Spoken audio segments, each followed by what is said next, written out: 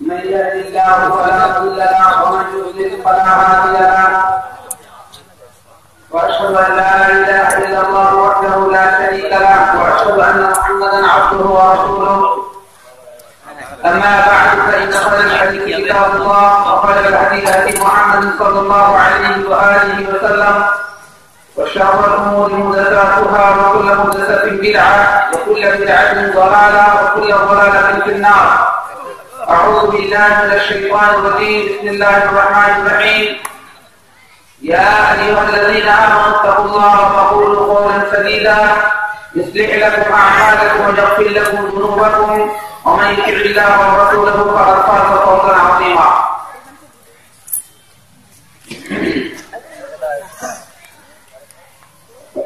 আজকের এই মজলিস আলোচনার জন্য সূরা আল-কাহফের বিখ্যাত দুটি আয়াতের তেলাওয়াত করতে আপনাদের সামনে। আমার বক্তব্য শেষ হবে ইনশাআল্লাহ কাজির 9:30 বাজার 1 মিনিট আগে। তারপরে সালাত কিয়াম হবে, সালাত হবে, বাড়ি ফিরতে হবে।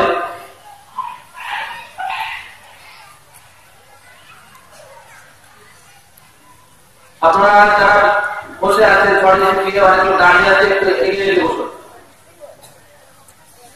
একটু এগিয়ে বসুন। কোরআন মাজিদের আয়াত পড়ে 11 হুকুম দিলে না মানলে কাবিরা গুনাহ হবে। সেজন্য আব্দুল্লাহ সালামি নিজের কথাই বলতে একটু এগিয়ে বসুন। আল্লাহর কথা বললে কোনো না বললে কাবিরা গুনাহ হবে। আমি আব্দুল্লাহ সালামি বলছি মানুষ হিসেবে আমার কথা না শুনলে গুনাহ হবে না, কিন্তু যখন কোরআনের আয়াত পড়ে রাখবো তখন কিন্তু না বললে কাবিরা গুনাহ হবে। আর না বললে করতে হবে।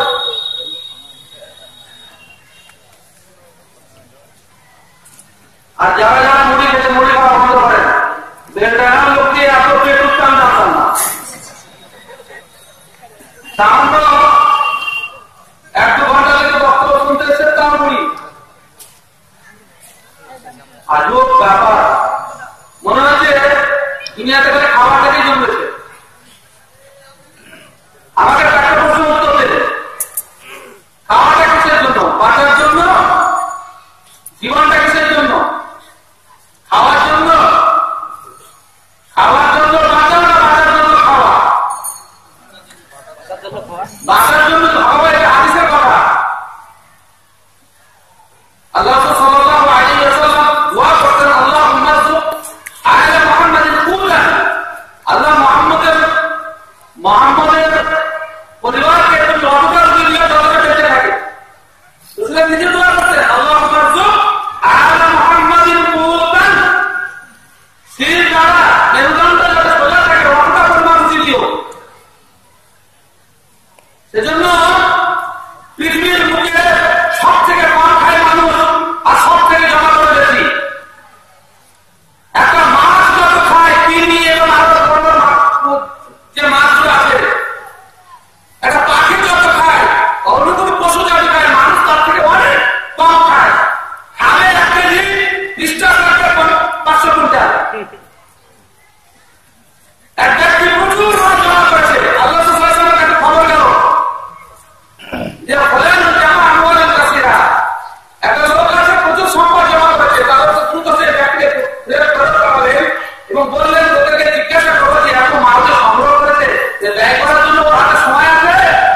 তখন সে লোকটা নিজেই বলছে যে আল্লাহ সুন্দরটা কি করে বললো, কাউকে করতে পারে। বলছে যে এত বেকুব লোক যে নিজে উপার্জন করছে, ব্যবহার করতে পারে না, আর তার উপর জমা করে রাখছে। আমরা তো দুপুরে খেয়েছি, আমি নিজেও দুপুর খেয়েছি, আর ঠিক আবার সবার ফুটে খাই। আবার তো খাওয়ার কোনো অবকাশ নাই, আমাদের অসুখটা বেশি ওখান থেকেই হয়। কম খান, সুস্থ থাকবেন। এখানে আমাদেরকে এসে জবরদস্তি টিফিন করার আমার টিফিন করার ইচ্ছা ছিল না, তো খাওয়ার কথা বলবো সেজন্য বলছি যে বেলডাঙা, আমি বেলডাঙার আমাদের কথা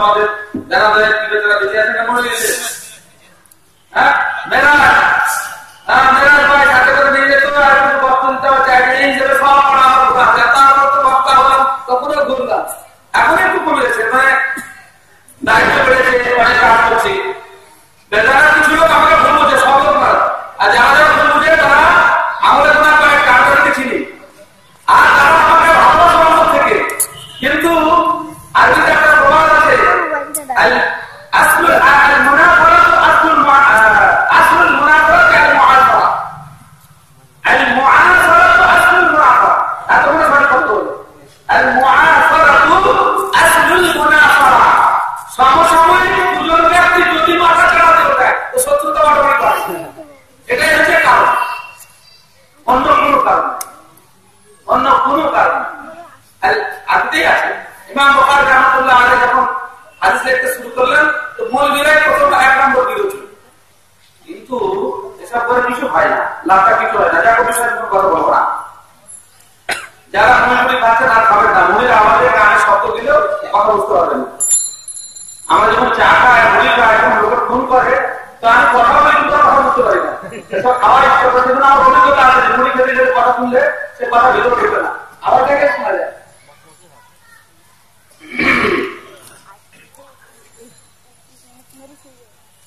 আমি সূরা আল-কাহফের যে আয়াতটা পড়েছি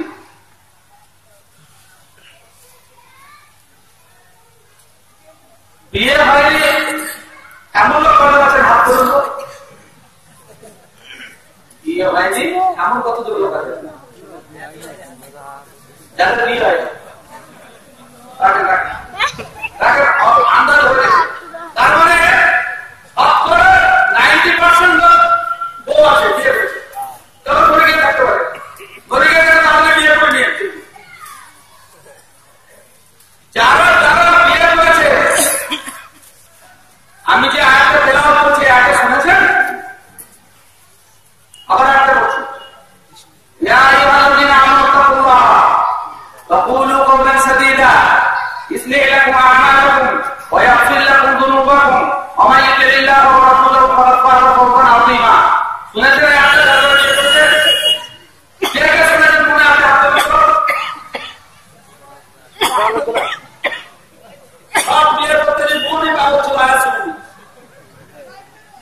आप बियर करते गए कौन कौन मुद्दे को लेने चले रहे चलो और मौलवी और सामने बसे आयत पढ़ते तो इधर कौन हाथ तुला अगला सवाल हां बाप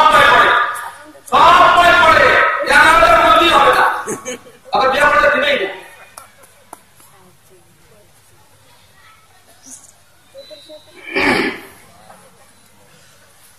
আল্লাহ রাসূল সাল্লাল্লাহু আলাইহি ওয়াসাল্লাম যে কোনো সম্বন্ধ জোড়ার পূর্বে জীবনের একটা সম্বন্ধ অন্য কোনো সম্বন্ধ জোড়ার পূর্বে খুতবাতুল হাজা বলা হয় তো এই খুতবা এই আয়াতগুলো অবশ্যই পড়তেন আরো একটা আয়াত আছে আর দুটো আয়াত আছে সূরা আল-ইমরান 102 সূরা নিসার প্রথম আয়াত আর সূরা আল-বাকারা 70 এর 71 নম্বর আয়াত এই আয়াতটা আল্লাহ আয়াতগুলো রাসূলুল্লাহ সাল্লাল্লাহু আলাইহি ওয়াসাল্লাম অবশ্যই পড়তেন কিন্তু আমাদের ইমাম সাহেবের মধ্যে মানে শোনা না বামনদের যা মন্ত্র পড়া হয় ওরকম পড়ার সময় পড়ে দেয় আর শেষ কালে কবুল করছো না জানে বলে কবুল করলে আর এসে বউকে পিটাতে শুরু করে পঞ্চায়ে অমুক করে এই আয়াতের মানে যদি পড়ে শোনা তো তাহলে বউর সাথে পরামর্শ বিন্যাস করতো এই আয়াতগুলো জন্যই পড়া হয় আপনার তোমার দায়িত্ব ঠিকভাবে পালন করো এখন ও বিষয়ে আমি আলোচনা করবো না একটা কথা আপনাকে বললাম আমি অন্য কোন বিষয়ে বলতে চাচ্ছি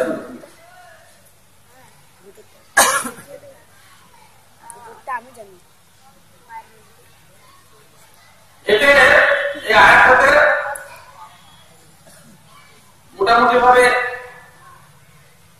ঈমান তাকওয়া সত্য কথা এই তিনটি জিনিসের বিনিময়ে আল্লাহ রাব্বুল আলামিন দুটি জিনিস দেওয়ার কথা অঙ্গীকার করেছেন দুটি জিনিস দেওয়ার কথা করেছেন তিনটা শর্ত যদি ঠিকভাবে পাওয়া যায় তাহলে দুটি জিনিস পাওয়া যাবে কোন জিনিসের জন্য যখন কন্ডিশন দেওয়া হয় সেই কন্ডিশন অফ হলে জিনিসটা পাওয়া যায়, এটা স্বাভাবিক। যদি আমি ঘোষণা দিই যে বেলা 10টা পর্যন্ত আসবে, তার নাম এখানে এন্ট্রি হবে।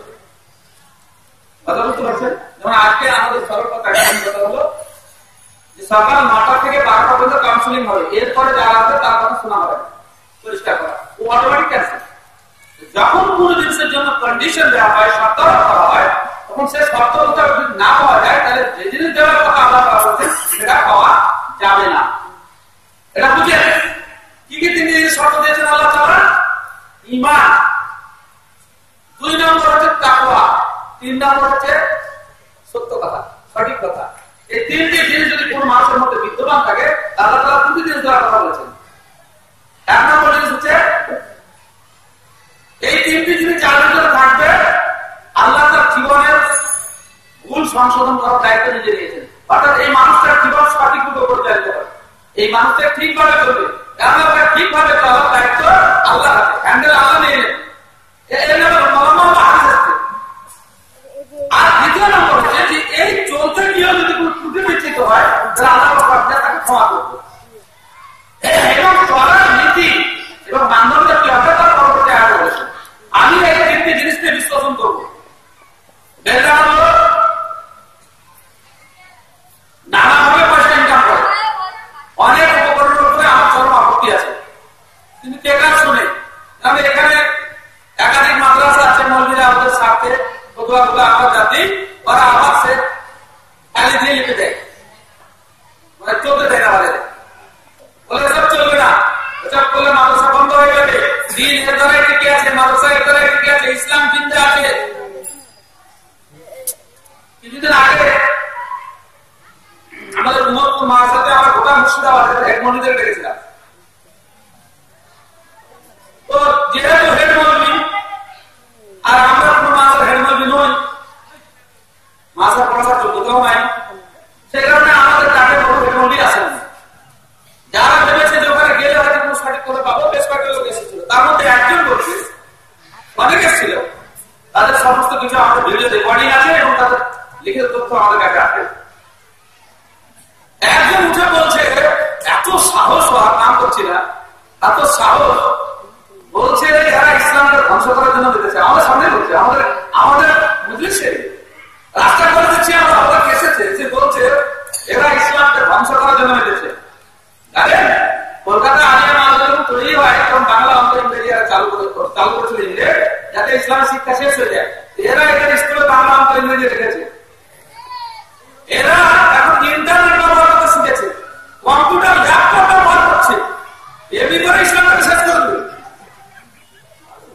কথা কি যাও, আমি একটু রেগে আমাকে জবাব দিয়েছিলাম, তো আমার পরে আমার কাছে ফোনে অবজেকশন করছে যে আপনার মেজাজ নেওয়াটা ঠিক হয়নি। সত্যি কথা, আমাকে ফোনে একজন বলছে যে আপনার মেজাজ নেওয়াটা ঠিক হয়নি। ও বলবো মানে উর্দুতে একটা কবিতা আছে, हम आज भी करते हैं तो हो जाते हैं बदनाम, हम आज भी करते हैं तो हो जाते हैं बदनाम, तो कत्ल भी करते हैं तो चर्चा नहीं होता। तो मानुष खून করছে তো কোনো সমালোচনা হয় না, আর মারছে পিটছে তো আর করছি তো বলছে क्या तो बस सुनिए ना, हम आज भी करते हैं तो हो जाते हैं बदनाम, तो कत्ल भी करते हैं तो चर्चा नहीं होता। অন্যায় করলে তার প্রতিবাদ করাটাও আমাদের জন্য বেমানা।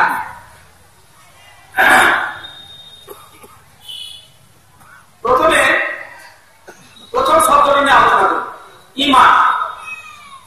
লম্বা চ্যাপ্টার, ম্যাক্সিমাম শিক্ষিত এখানে গণিত কলেজ, মাদ্রাসা, কলেজ, ইউনিভার্সিটি, আর বলছে যে বেশি শিক্ষিত হলে মাস্টার, সমাজ শিক্ষিত হলে এগিয়ে যাবে, এখন চলো আগে।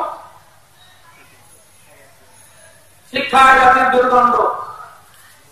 আমি সেদিন এক হেডমাস্টার কে ছিল নাম, সে আপনার যাদবপুরের সে গিয়ে হেডমাস্টার, সে চাঁদপুরে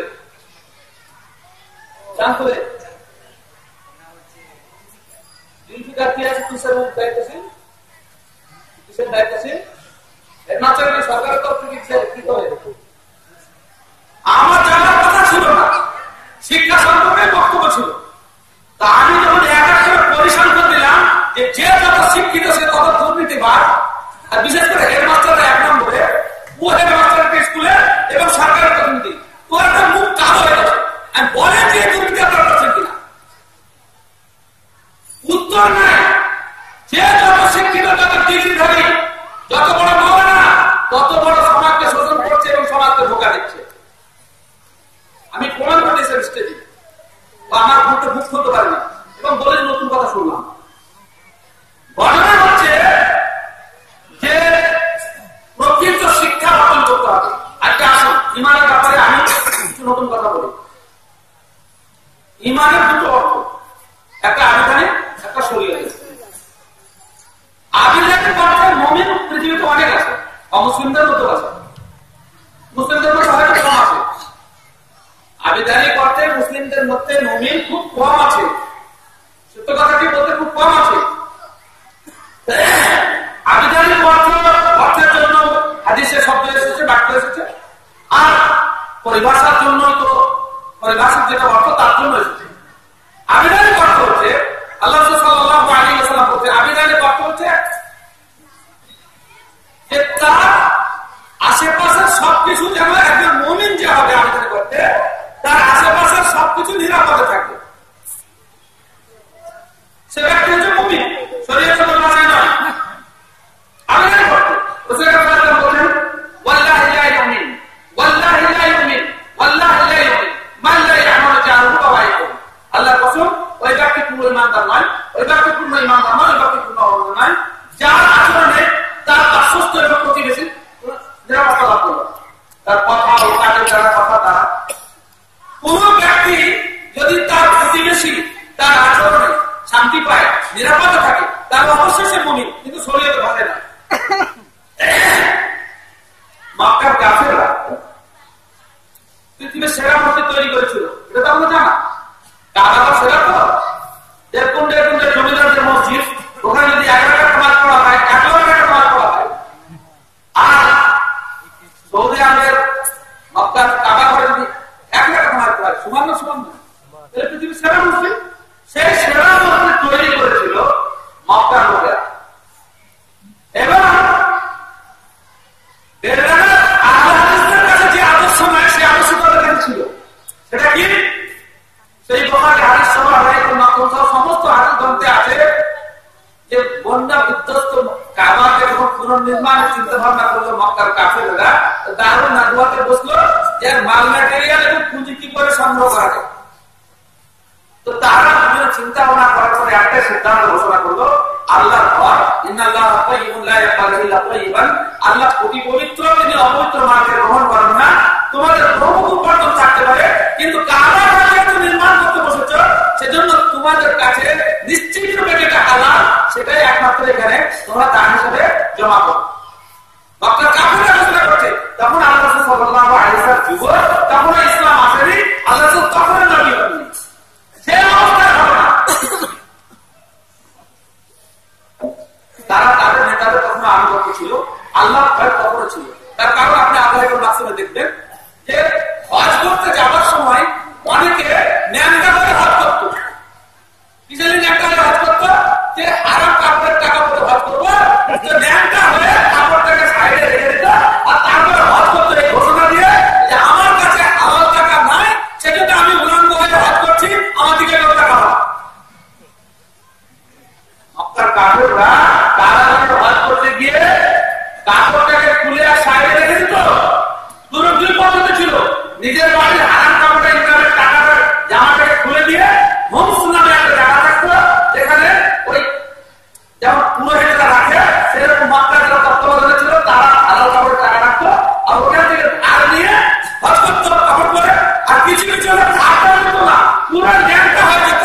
ন্যাংটা হয়ে যাওয়ার পরে দেখে যেত বলতো যে আজকে হালাল টাকার অভাবে আমার যে অঙ্গ প্রত্যঙ্গ খোলা থাকছে, তোমরা যারা আসতো টাকা দেবে। হালাল অর্থ ছাড়া আল্লাহ গ্রহণ করেন না, এবার কবুল করেন না। এটা মক্কার কাফেররা আমাদের বেলদাগার আহলে হাদিসদের থেকে অনেক বেশি বুঝতো। এই কথা সত্য নয়? এই ভাবনা আসে আমাদের মধ্যে। হ্যাঁ, হারাম টাকা দিয়ে ঈদের আগে জামা কাপড় কিনা ধুয়ে দেখিয়েছে, কঠিন অবস্থা।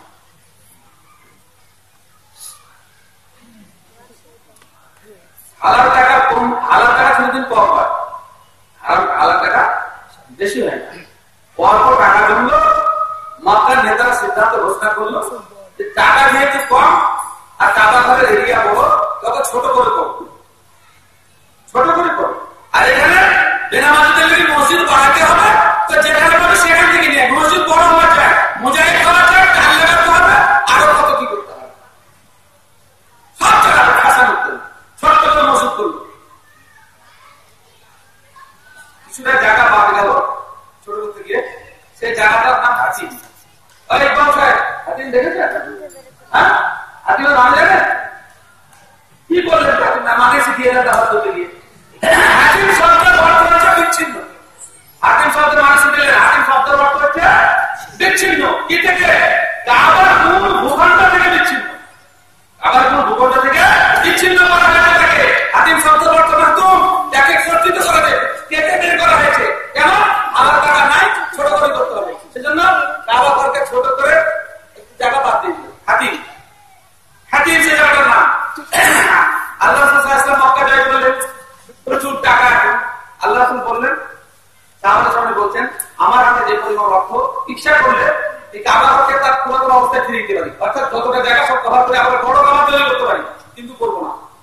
আল্লাহ বলছেন যে করবো না। কেন করবো না? কিয়ামত পর্যন্ত যত লোক হজ করতে আসবে মক্কা, তারা যেন এটা দেখে শিখে যে আল্লাহ হালাল ছাড়া হারাম গ্রহণ করেন না। এটা কাফেররা বেশি বুঝতো, তোমরা এটা বুঝো যে আল্লাহ হালাল ছাড়া হারাম গ্রহণ করেন না। এর একটা প্রতীক এবং একটা সিম্বল, নমুনা আল্লাহ সাল্লাল্লাহু আলাইহি ওয়াসাল্লাম কিয়ামত পর্যন্ত সমস্ত মানুষের জন্য ছেড়ে দিয়েছেন। আমরা হজ করতে গিয়েও হালাল টাকা চিন্তা ভাবনা করি না, তারপরে ফিরে এসে হালাল জীবন যাপন করবে, এই ভাবনা থাকে না। আছে কি বলে? বেলগানা এলাকায় যত মসজিদ তৈরি হবে গ্যারান্টি দেন যেখানে হারামের পয়সা লাগে, গ্যারান্টি দেন। একটা মসজিদ না, একটা না আছে, আব্দুল্লাহ সাহেব একটা মসজিদ, হারামের 5 পয়সা।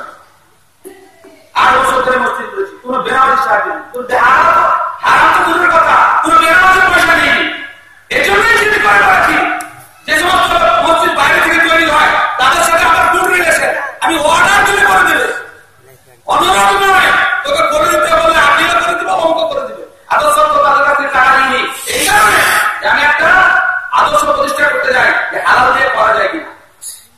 8 বছর ধরে মসজিদ করেছি, নিচে গরু কারখানা করে ফেলেছি, জিজ্ঞাসা করে ছাদ ধারে দিনে আমার অবস্থা কি, উঠতে পারি না, বেনামাজিকে তোমার হাত করাতে সেই জন্য ওই পাথর মাথায় করে উঠাটাকে চারটিখানি কথা ছাদে করে বারবার লেজ নিয়ে গেছিল কুমুর, কিন্তু তাও দেখে তোমার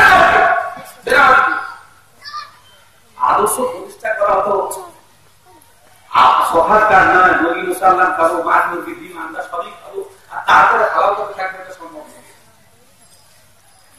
আমি যেটা বলতে চাইছিলাম অন্যদিকের কথাটা চলে গেল, চলে যাওয়ার বলতেছে যে মক্কার লোকেরা এত ভালো কাজ, লাত, উজ্জা, মানাত এবং যে সমস্ত মূর্তিগুলো আছে এরা খ্যাতি পেয়েছিল হাজিদের সেবা করে, দরিদ্রদের সেবা করে, অনেকের কাজ করে, কিন্তু তারা নিরাপত্তা দিত এবং মক্কাটাকে খুন করে গেল, এলাকায় গেলে তাকে খুন করতো না। তারা হজের সময় কোনো প্রকার কাউকে কোনো প্রকার অসুবিধা করতে দিত না। এখন সত্ত্বেও তারা মুমিন নয়, আবিদারের পক্ষে মুমিন হলেও শরীয়তের পরিভাষায় তারা ঈমানদার নয় বলে জান্নাতে যাবে না। শরীয়তের পরিভাষায় তারা ঈমানদার নয় বলে জান্নাতে যাবে না। আমাদের দেশে রামকৃষ্ণ মিশন সহ আরো বিভিন্ন অমুসলিম সংগঠন তারা মানুষকে খাবার দেয়, আর্থিক সহযোগিতা করে, স্কলারশিপ দেয়, সবকিছু করছে, তারা নিঃস্বার্থের তাদের ভালো মানুষ। এবং অমুসলিমদের মধ্যে একটা গ্রুপ আছে যারা একটা জীবকেও মারে না, কষ্ট দেয় না, আবিদের পথে তারা মানুষ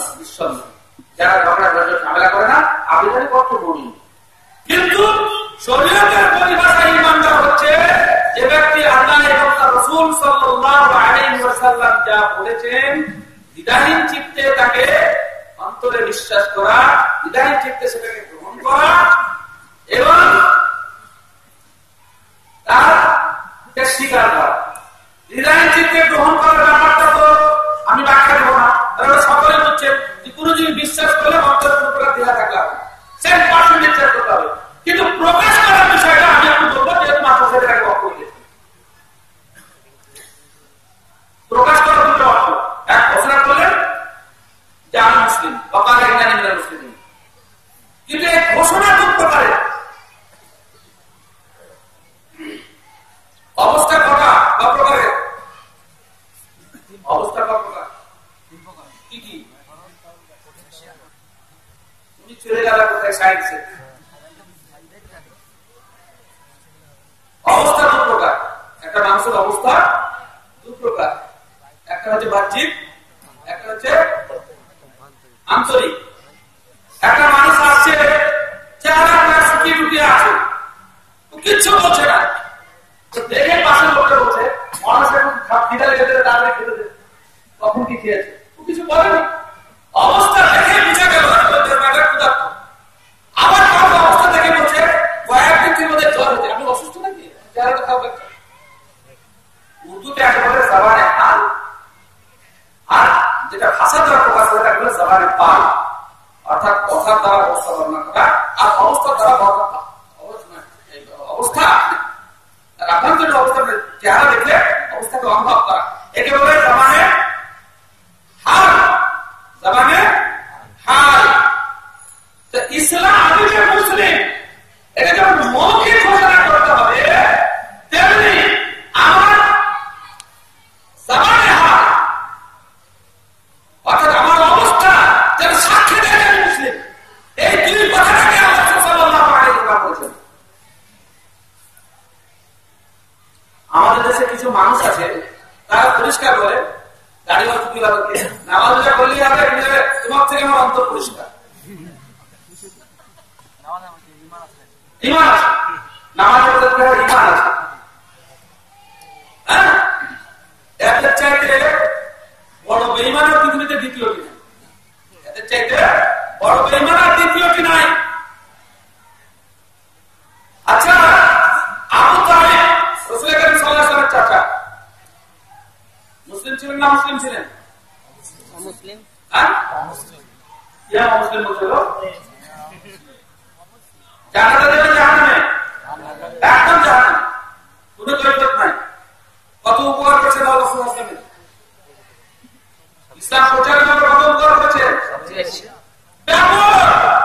আমরা বলতে পারবো না ইসলামের ব্যাপারে সাহায্য সহযোগিতা করতে আবু তালিব যা করেছেন, কঠিন ব্যাপার। ইসলামী ইতিহাসের পাথর বিস্তৃত হবে তার সারা জীবন রাসূল সাল্লাল্লাহু আলাইহি ওয়াসাল্লামকে কিভাবে সিকিউরিটি প্রদান করেছে, কিভাবে তার নিরাপত্তা ব্যবস্থা করেছে, কিভাবে তার সেবা শুশ্রূষা করেছেন, কল্পনাতীত বাদের ক্ষমতা নাই এত বেশি রাসূল করিম সাল্লাল্লাহু আলাইহি ওয়াসাল্লাম কি করেছেন, এবং নবী হওয়ার পর তার সাথ দিয়েছেন কল্পনাতীত। এবং মনে প্রাণে বিশ্বাস করতেন যে মুহাম্মদ সাল্লাল্লাহু আলাইহি ওয়াসাল্লাম ভাতিজা যে দ্বীন এনেছেন এটাই সবথেকে সেরা দ্বীন, কিন্তু ঘোষণা দেননি, ঘোষণা দেননি, এটাই তার অপরাধ। সমস্ত হাদিস গ্রন্থে আছে, ইতিহাস গ্রন্থে আছে যে আল্লাহ সাল্লাল্লাহু আলাইহি ওয়াসাল্লাম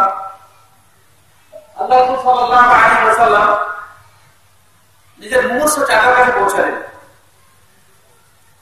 আল্লাহ আবু তালিবের পাশে তখন মক্কার বড় বড় নেতারা ঘিরে বসে আছে।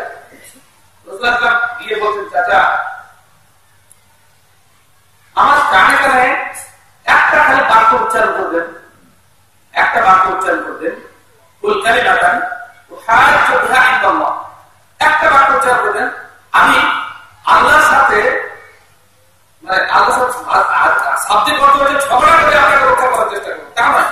আমি ওটাকে আল্লাহর দলিল হিসেবে উপস্থাপন করবো যে আল্লাহ আমার চাচা বাচিক কালমা করলে আমার কানে পড়েছে কি মুসলিম, একে মুক্তি দাও। আর মক্কার নেতারা বলছে, মক্কার নেতারা যখন বলছে আবু তালিব তুমি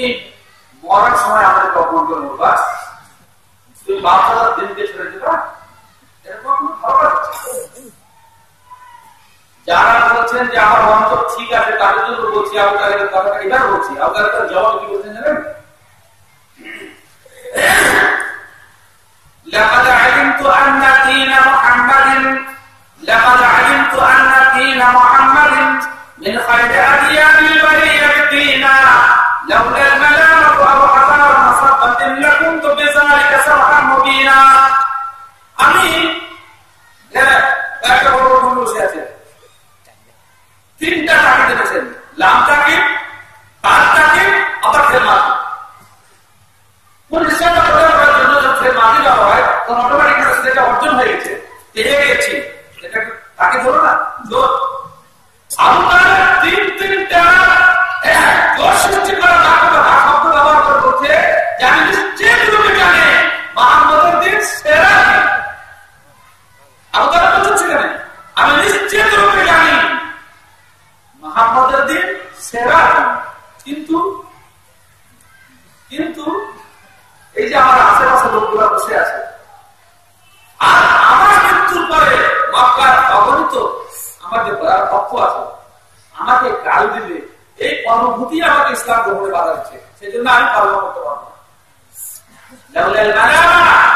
আমাকে গাল দিচ্ছে কিংবা আমাকে মানে অভিশাপ করছে, নিন্দামন্ডন করছে, এই আশঙ্কা যদি আমার মৃত্যুর পরে না থাকতো তাহলে মোহাম্মদ তোমার দিনকে আমি অবশ্যই গ্রহণ করতাম। আবু তালেব নিজে বলছেন যে আমার অন্তরের মধ্যে কোন প্রকার গালি বা নাই, এরপরে মুসলমান নন। যদি আবু তালেব মুসলমান না হয় তো এলাকার মুসলমান কোন দলিল? যে রাসূল সাল্লাল্লাহু আলাইহি ওয়াসাল্লামকে একসেবা করেছেন, ইসলাম প্রচারে সাহায্য সহযোগিতা করেছেন, যখন মক্কার নেতৃবৃন্দ আল্লাহ রাসূল সাল্লাল্লাহু আলাইহি ওয়াসাল্লামকে বাইআত করলো তখন 3 বছর, 1-2 দিন নয়, 3 বছর সে আবু তালেব মুহাম্মদ সাল্লাল্লাহু আলাইহি ওয়াসাল্লামের সাথে ছিলেন। একজন ছাদে নিয়ে খাবার খুলে গেছিল, তখন গাছের পাতা খেয়েছিলেন, যার জন্য ছাগলের উপর পায়খানা হতো আবু তালেবের। আমি জানতাম না এতদিন মানে বন্ধুত্ব জীবন পেয়েছে আল্লাহ সাল্লাল্লাহু আলাইহি ওয়াসাল্লাম লেখা আছে, এসব খেয়াল রাখবেন না। কিন্তু জেলখানে যখন 2 মাস 3 মাস পার হচ্ছে তখন মনে বিরক্তি আছে, তাহলে এখন বক্তব্য খুঁজতে লাগলা যে আমরা সব কদিন বন্ধু ছিলেন 3 বছর, তখন আরো শুরু করতে উপায় নাই, যদি হতে পারে 3 বছর আরো রাখতে হবে 3 বছর, সেটাও মুসলিম নয়। সুতরাং আপনাকে পরিষ্কার রূপে মুখে ঘোষণা দিতে হবে, আপনার চেহারা, পোশাকে, আচারে, বাড়িতে সব কিছু থেকে বোঝা যায় আপনি মুসলিম। 786 একটা মুসলিম পরিচয় করতে 786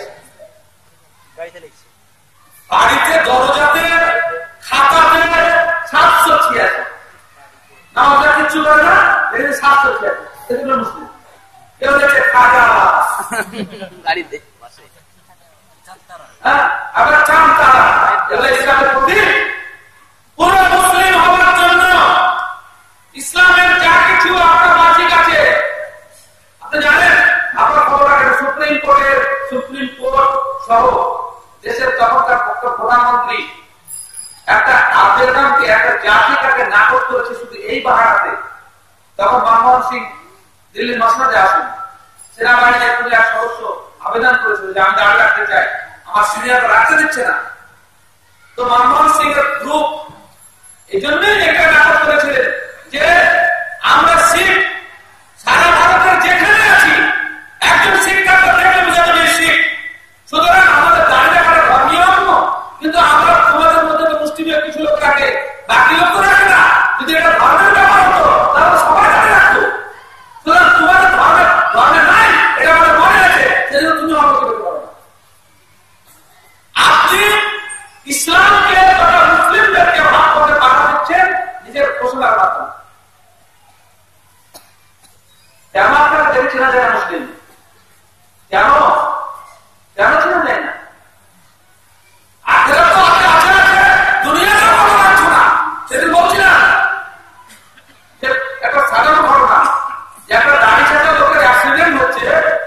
তো মুসলিম কি না মুসলিম আইডেন্টিফাই করার জন্য তার কাপড় তুলে দিচ্ছে দুনিয়া থেকে। তখন একটা প্রশ্ন করছে যে এটা নাই বুঝলাম, কোন মুসলিম মহিলা যদি অ্যাক্সিডেন্ট করে অবিবাহিত অবিবাহিত হিন্দু মেয়ে আর মুসলিমদের সমান ব্যাপার, কপালে সিঁদুর নাই আর কপালে সিঁদুর নাই, তাকে কি করে চিনব? বরমাসীদের তো খারাপ আপনার বেশি আছে। আমি বললাম তুমি মুসলিম হলে প্রশ্ন করতাম, মুসলিম হলে প্রশ্ন করতাম, কোন অমুসলিম মহিলার একা বাইরে যাওয়ার পারমিশন আছে? আছে? হ্যাঁ, একা বাইরে যাওয়ার পারমিশন আছে? অভিভাবক ছাড়া বাইরে যাওয়ার অনুমতি আছে? তো মুসলিম মহিলা গেলে তার সাথে অভিভাবক থাকবে, তো মুসলিম তো অমুসলিম তার অভিভাবক দেখে তো চেনা যাবে। তোমরা ছেড়ে যাবে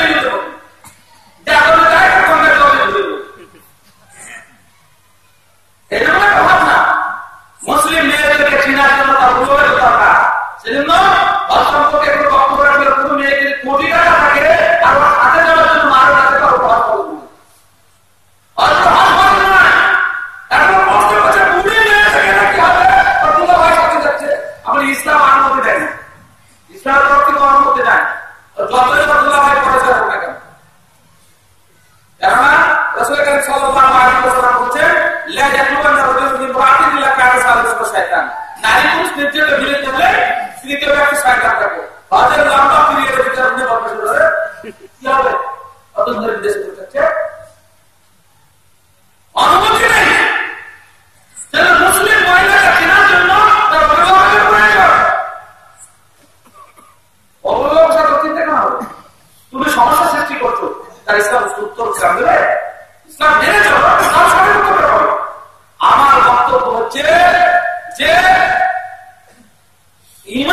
ইমানের বুনিয়াদী শর্ত হচ্ছে বিদায় চিত্তে বিশ্বাস করার সাথে সাথে ঘোষণা দেওয়া। ঘোষণা দুটো নেই, এক মুখে ঘোষণা আর এক গোটা বাহ্যিক জীবনে আপনার ঘোষণা দিতে হবে। আপনি যদি এই ঘোষণা না দেন, মুখে ঘোষণার কোনো দাম না, মুখে ঘোষণার কোনো মূল্য নেই। আপনাকে দেখে যাচ্ছে যে আপনি মুসলিম, এদিকে প্রচুর দলিল আপনাকে আমি দিতাম, কিন্তু সময় কম, সেটা আমি বলে দিয়ে দিচ্ছি। দ্বিতীয় হচ্ছে আমল। আমল শূন্য অবস্থায় ইমানদার হওয়া যায় না। আমল শূন্য অবস্থায় ইমানদার হওয়া যায় না।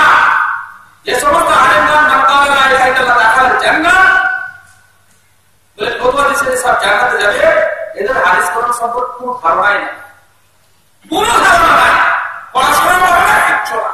অন্ততপক্ষে বুখারীটা যদি পড়তে ঠিক পাবে, ইমাম বুখারী স্পষ্টই করে দিয়েছেন যে কোন ব্যক্তি মৃত্যুর সময় কালেমা পড়বে, মৃত্যুর পূর্বে আর আমল করার সময় পড়বে, মরে গেল সে জান্নাতে যাবে। যেমন সহিহ বুখারী সহ সমস্ত হাদিস গ্রন্থে আছে যে বদরের যুদ্ধে ওসাইদ নামে একজন বদর যুদ্ধে ওসাইদ নামে একজন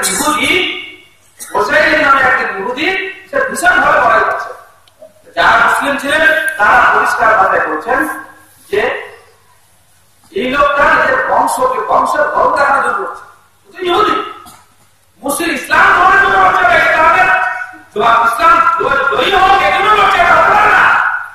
তখন এই কথা ওসাইদ ইহুদি ইহুদিরা বিখ্যাত ওসাইদ বলছে যে তোমরা ভুল বলছো, আমি আল্লাহর প্রতি ঈমান এনেছি, আল্লাহ রাসূলের প্রতি ঈমান আছি, আমি মারা গেলে আমার সালাম নবী মুহাম্মদ সাল্লাল্লাহু আলাইহি ওয়াসাল্লামকে পৌঁছে দিও। আমি আমার বংশের গৌরব বাড়ানোর জন্য ইসলাম গ্রহণ করিনি, আমি লড়াই করতে আসিনি, আমি সত্যি ইসলামকে ভালোবেসে লড়তে এসেছি। আর তারপরে মারা গেছে। আল্লাহ রাসূল সাল্লাল্লাহু আলাইহি ওয়াসাল্লামের কাছে যখন খবর পৌঁছালো, তখন আল্লাহ রাসূল সাল্লাল্লাহু আলাইহি ওয়াসাল্লাম বলছেন ওসাইদ বেশক জান্নাত। অর্থাৎ তখনই কলমা পড়ে জিহাদে গেছিল। রাসূল সাল্লাল্লাহু আলাইহি ওয়াসাল্লাম কি বললেন? বেশক জান্নাতি। তারপরে রাসূল সাল্লাল্লাহু বলছেন আমিলা কালিলান ওয়া উজিরা কাসীরান। আমিলা কালিলান ওয়া উজিরা কাসীরান। আমল করলে কম, মজিদ পেয়ে গেল অনেক বেশি। আমাদের কি করেছে? কালমা পড়ে জিহাদের ময়দানে চলে গেছে, আর তারপরে মরে গেছে। এক ওয়াক্ত নামাজ পড়েনি। মাসাল্লাহ সালাতু ওয়াহিদা ওয়ালা সামা সিয়াম ওয়াহিদা। একটা রোজাও রাখেনি, এক ওয়াক্ত নামাজও পড়েনি, অথচ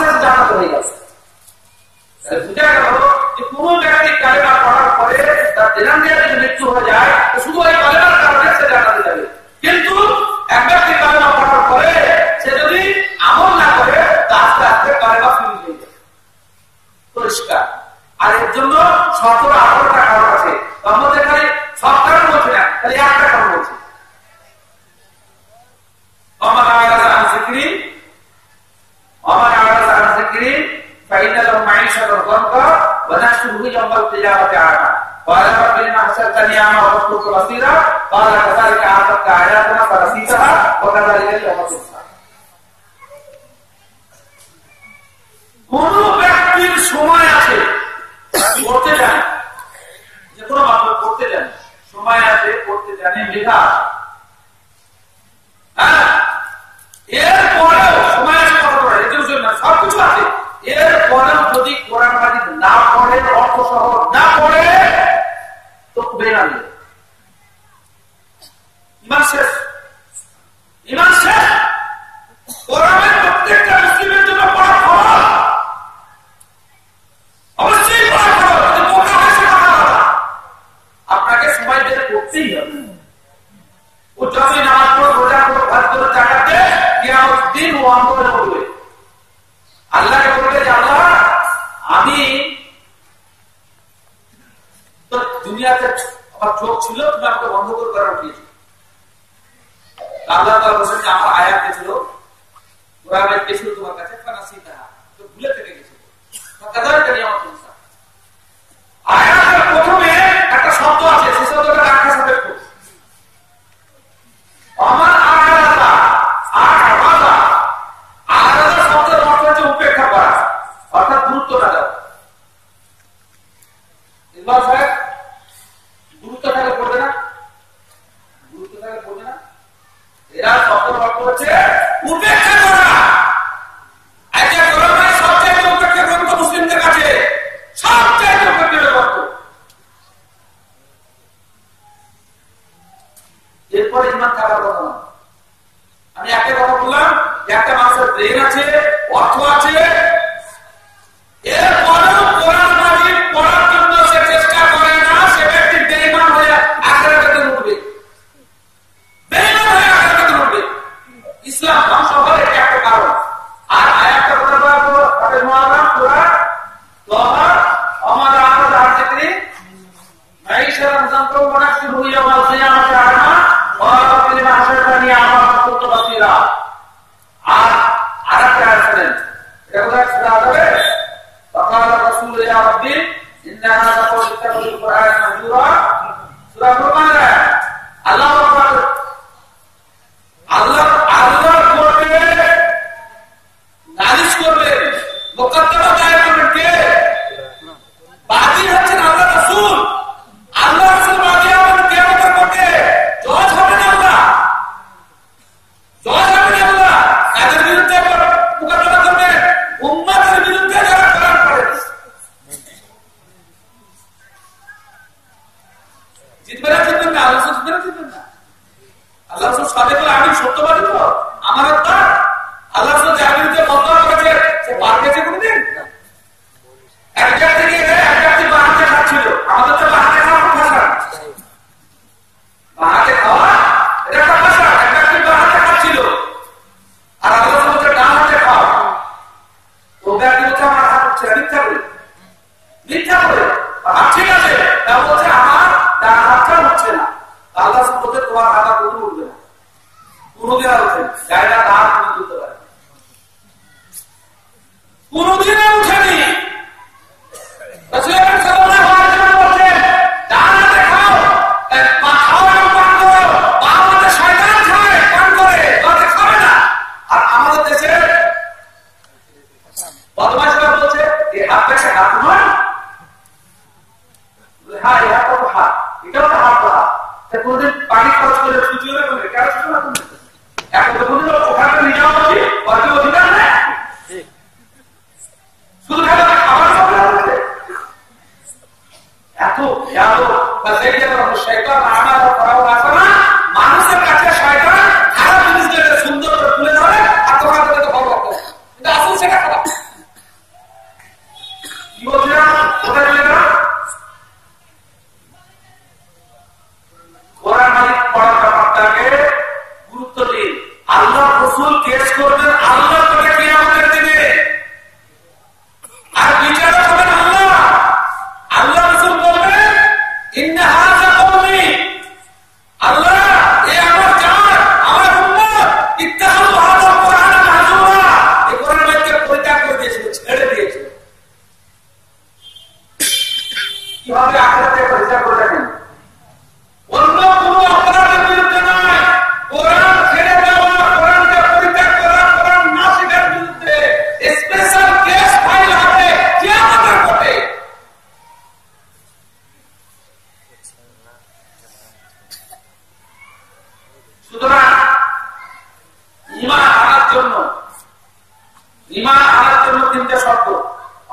বিশ্বাস সন্দেহ থাকলে হবে না।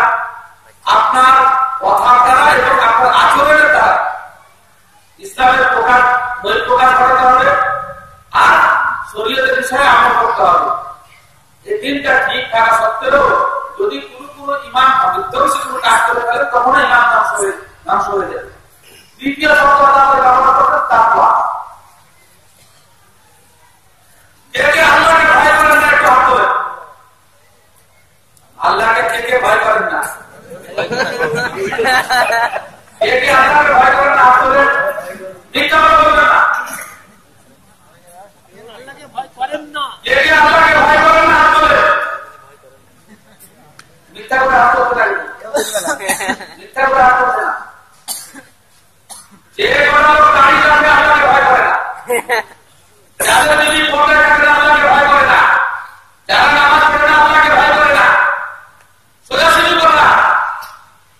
বেলনা থানা বসি এই বছরে বেলনা থানা বসি রাত 12টার সময় যদি আপনাকে ডাকে যাবেন না যাবেন না? কেন যাবেন? ভয়ে পাওয়ার আছে। আমি যদি না যাই তাহলে পাঠিয়ে দেবে। এই বেলনা তো ট্রেনে বেশি যাবে। যারা বিনা টিকিটে যাত্রী থাকে একটা টিটি উঠলে কি অবস্থা হবে? বাথরুমে ঢুকে কত কি করে। আবার পরের স্টেশনের টিকিটটা ঘড়ি পড়ে যায়। আর যদি স্পেশাল ম্যাজিস্ট্রেট টিটি আসার পক্ষ থাকে তো আগে থেকে বিনাটে যাত্রা শুনে টিকিট কাটে। একেবারে ভয়। আল্লাহর ভয় করে টিটির সময় ভয় করে টিটিকে দেখে বাথরুমে ঢুকছে টিটির খবর শুনে আগাম টিকিট কাটছে। আল্লাহ তাআলা কোরআনে যদি কত ভয় দেখিয়েছে তারপরে আমরা জীবন শুনতে হবে কেন? ভয় করি তাহলে অন্তরে ভয় কাটতেছে সোজা হবে না। এটা শোনার কথা। মিথ্যা বলছে আল্লাহকে ভয় করি। হ্যাঁ আল্লাহকে ভয় করে আপনি শুনুন কাপড়ও ভয় করতে পাঠ করে তুমি আত্মমাত্মা বাঁচাও এখন পাঠ করে খেলে যায় তোমার জানানো করে এটা ছাড়া আমরা ভয় করি।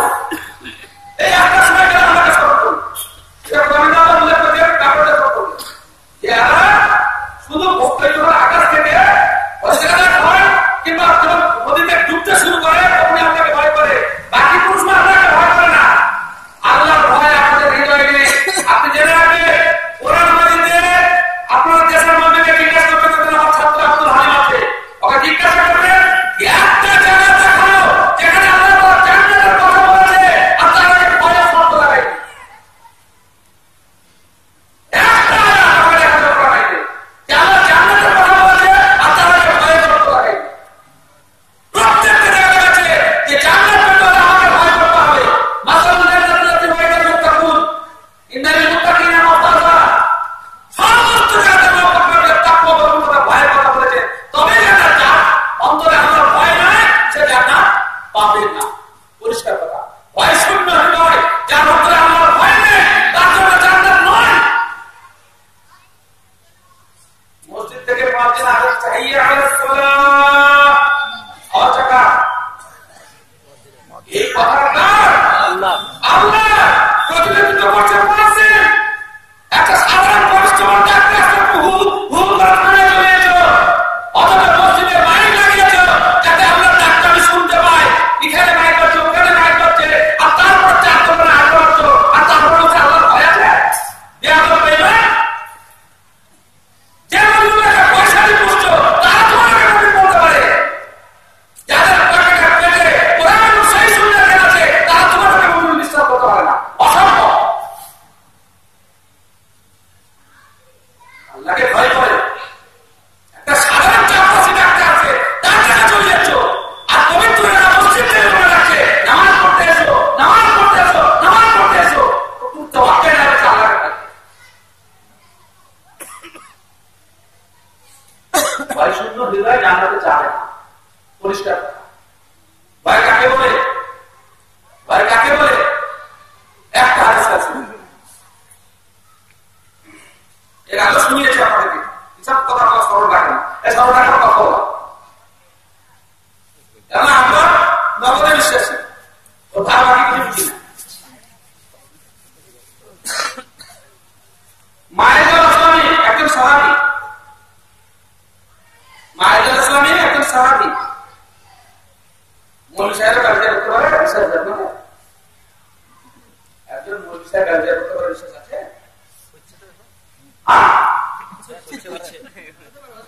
হতে পারে কারণ সাহাবীদের ব্যবচার হয়ে বলতে হবে না হয়েছে মেলা আছে লোক পাবলিকে দুনিয়া সব ব্যবচার করে কিছু লাগে মূল কিছু করে ফেলে রে বাবা ওরা দুনিয়াটা মাইকে করে সারা মূল দিয়ে করে দেবে গেল আরে মাংসটা পাপ হবে পাপের উপর থাকলে পাপ হবে এটাই স্বাভাবিক পাপ করে না হতে পারে বন্ধন করা কিন্তু পাপ করে দৌড়াদৌড়ি করা এটা বদমাশির পরিচয় যারা পাপ করার পরে যারা অনুতপ্ত হয় না যাদের আল্লাহর ভয় থাকে না যে চুরি করে মাস্তানি করে চোরের গুণ পুলিশ পুলিশ কথা আছে না পাপের গুণ যে মুমিন সে পাপ করার পরে সবসময় আল্লাহ আমি পাপ হইলে চালা এই ধরতে বুঝি এই ধরতে বুঝি আল্লাহর আযাব আসলে বুঝি আল্লাহর গজব আসলে বুঝি নামাজ পড়লে জাহান্নামে যেতে হবে এই ভয় মুমিনের ভিতরে ঢুকতে হবে তবে সে মুমিন তবে সে পাপে কবুল হবে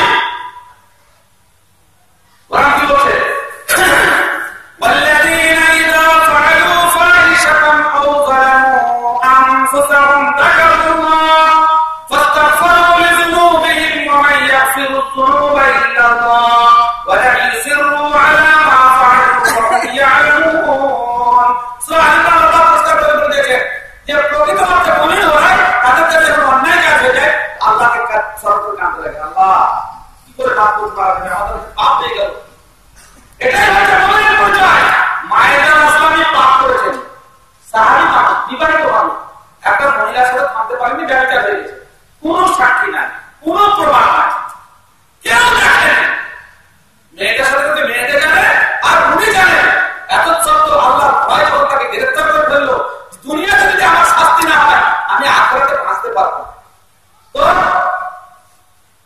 জামাত শেষ হওয়ার পরে উঠে দাঁড়ালেন ইয়া রাসূলুল্লাহ তরহিদি আমাকে পবিত্র করুন আমার দ্বারা ব্যভিচার হয়ে গেছে রাসূল সাল্লাল্লাহু আলাইহি ওয়াসাল্লাম বললেন তো আস্তাগফির তওবা করো আল্লাহর কাছে ক্ষমা চাও পড়ে গেলে এক ওয়াক্ত গেল দ্বিতীয়বার তামার পড়ছে আবার বলেন আল্লাহ রাসূল আমাকে পবিত্র করুন দ্বিতীয়বার চতুর্থবার যায় রাসূল সাল্লাল্লাহু আলাইহি ওয়াসাল্লাম তাকে কাছে ডাকলেন দেখে বলছেন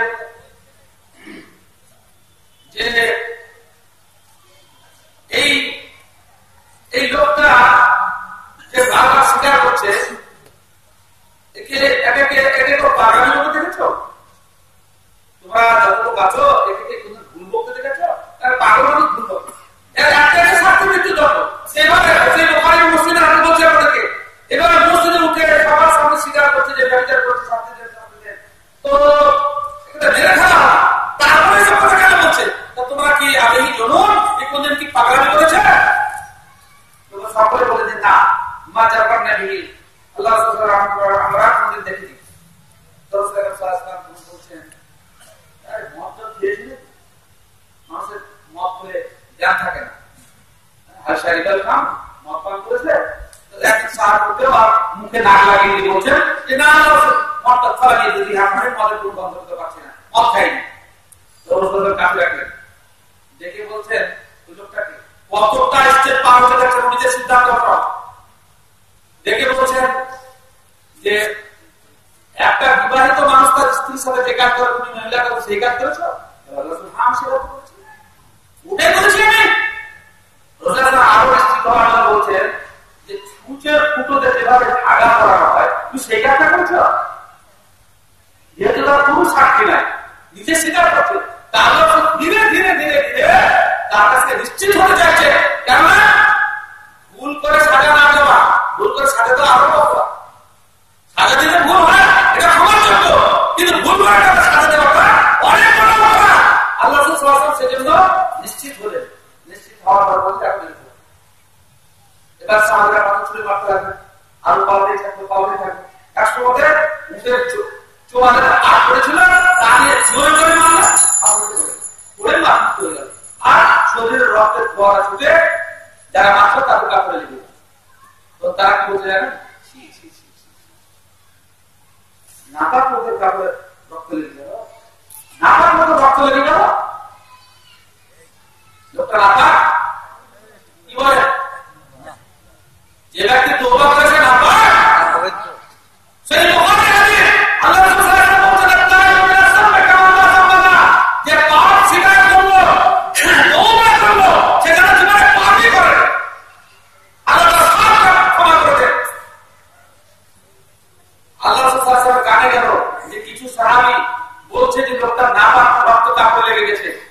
সুতরাং ডাকলেন, অর্চনা করলেন, ডাকলেন এবং বললেন লাকাদ তাবা তাওবাতান লাকাদ তাবা তাওবাতান লাউ কুসিমাত আলা আহলি মাদিনাতি লাকাফার।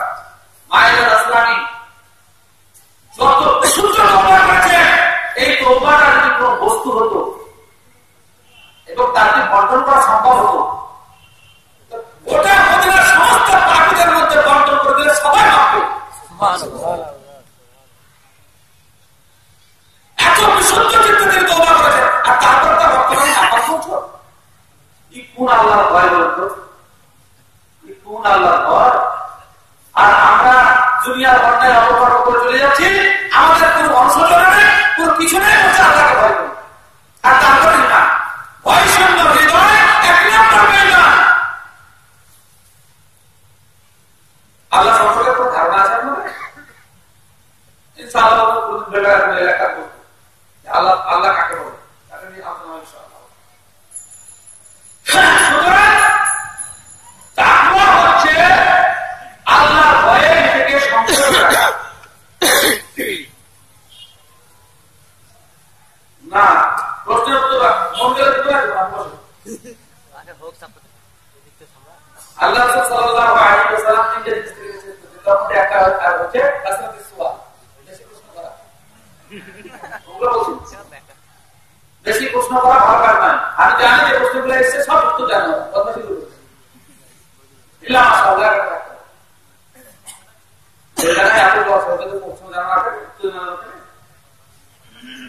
আমি এবার বলতে চাচ্ছিলাম যে ভয় থাকতে হবে, তুমি সরতে গেল যাদের অন্তরে ভয় থাকবে তারা শরীর বিরোধী কার্যকলাপ করতে পারে না, অসম্ভব অসম্ভব অসম্ভব। সুতরাং যারা যারা নিজে অন্যায় করছেন, একটা বাংলাতে কথা আছে, মনে জানে পাপ আর মায়ের জানে পাপ, কথা আছে। আমরা কে কি পাপ করছি আমরা সবাই জানি। অতএব আল্লাহর ভয় যদি সেটা ত্যাগ না করতে পারি, তাহলে জানতে হবে আল্লাহকে জব্দ করার মতো আমাদের ক্ষমতা আছে। হ্যাঁ, কার কথা অস্বীকার করা হয়? অস্বীকার কার কথা করা হয়? যাকে যাকে পারবো তারই কথা আমি না মানি, যাকে পারবো না তার কথা তো সবাই শুনবে। এটাই কি নিয়ম নাকি? যাকে জব্দ করতে পারবো তার কথা আমি শুনি না, শুনবো না। আমরা আল্লাহকে জব্দ করতে পারবো বলে তার কথা অস্বীকার করি, আর অস্বীকার পারবো না তার কথা শুনে। ফেরাউন কি বলেছিল? ও তো আল্লাহকে বলছে আমি আছে কিসের জায়গাতে মুসা কি কথা বলছো? এটা উচিত হবে আমি নিজে মেহনত করে জমা করেছি, তুমি আমার অফিসে কত টাকা দিতে। যে যাকে জব্দ করতে পারে তার কথাটা শুনে না। আমরা যারা আমাদের কথা শুনে না, অবশ্যই আমাদের কাছে ক্ষমতা আছে আল্লাহকে জব্দ করা। আমরা কেন শুনবো? আল্লাহর ভয়ে ভক্তার চলে আসবো, এটা একটু স্বাভাবিক। হ্যাঁ, ইন্নামাল মুমিনুল্লাযিনা ইযা যাকারা যিকরাল্লাহ ওয়াজিলাত কুলুবুহুম। মুমিন হতে প্রকৃত হয় আল্লাহর নাম শুনে থরথর করে কাঁপতে লাগবে। কার না মাস্তানদের কথা শুনে থরথর থরথর কাঁপতো না? বর্গীদের কবিতা বুঝতো না? বর্গীয় দেশে বর্গীদের নাম শুনলে পড়া ঘুমাতো। যখন যে মাস্টার যাবে তার কথা শুনলে মানুষ আপনি কাবু হয়ে যায়। এখন চারিদিকে ফ্রান্সে হামলা হয়েছে, তো সব জায়গার মুসলমানরা ভাবছে যে আমাদেরকে ধরবে, আমাদেরকে ধরবে, আমাদেরকে ধরবে। এরা খুব ভয় পেয়েছে। আল্লাহকে ভয় করবে, কেউ ধরবে ইনশাআল্লাহ। আল্লাহর ভয়ে ভীত হন, আল্লাহর কাছে সারেন্ডার হন। আল্লাহ বলছেন আলাইহিস সালাম বেকারিন আপনারা আল্লাহ একাই বান্দার জন্য যথেষ্ট। আল্লাহ একাই বান্দার জন্য যথেষ্ট। সময় থাকা শেষে একটা ঘটনা শোনো, সহি ঘটনা। ঘটনা গেল ঈমান, তাকওয়া, আর শেষে আছে সত্য কথা। জীবনে সত্য কথা, মিথ্যা কথা বলেননি এমন কোন লোক আছেন? হাত তুলতে বললে অনেকে তুলতে হবে। হ্যাঁ, জীবনে কোনদিন মিথ্যা কথা বলেননি এমন লোক খুঁজে পাওয়া মুশকিল আছে। আমি এখানে এতটুকু কথা বলছি যে বিগত 24 ঘন্টায় মিথ্যা কথা বলেননি এমন কত লোক আছে নিশ্চিত রূপে গত 24 ঘন্টায়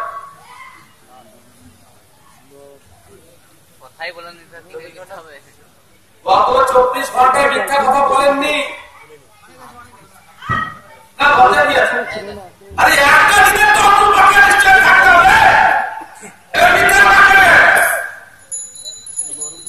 ইমাম বুখারী হাদিস শুনতে গেলে ইমাম বুখারী হাদিস গ্রহণ করতে গেলে মিথ্যা একটু বাকি রাখতে হবে আপনারা বুঝতে পারবেন না ওই হাত লোক থাকে ইমাম বুখারী হাত তুললে হাদিস শিখতে গেলে তো বলতারটা দেখছে একটা ফাঁকা ঝুড়ি নিয়ে ঘোড়াকে ডাকছে ফাঁকা ঝুড়ি নিয়ে ঘোড়াকে ডাকছে ইমাম বুখারী একটা হাদিস শিখাবে না যে লোকটা মিথ্যা করে ঘোড়াকে ডাকে সে আরো মিথ্যা কথা বলতে পারে আল্লাহ সুবহানাহু সামনে মহিলার যে বাচ্চাকে ডাকছে আয় যখন দৃশ্য দিব এই লোকটা দিল আল্লাহ সুবহানাহু না দিতে তুমি যদি না দিতা তাহলে আল্লাহর দরবারে তুমি মিথ্যাবাদী হিসেবে চিহ্নিত হয়ে যেতা নিজের ছেলেকে মিথ্যা করে থেকে তারপরে জগৎ কিনে দিব আর আমি খানা চলে আসবে এটা একটা মিথ্যা আপনি সেটা মিথ্যা কথা বলছেন আপনার বললে দিতে হবে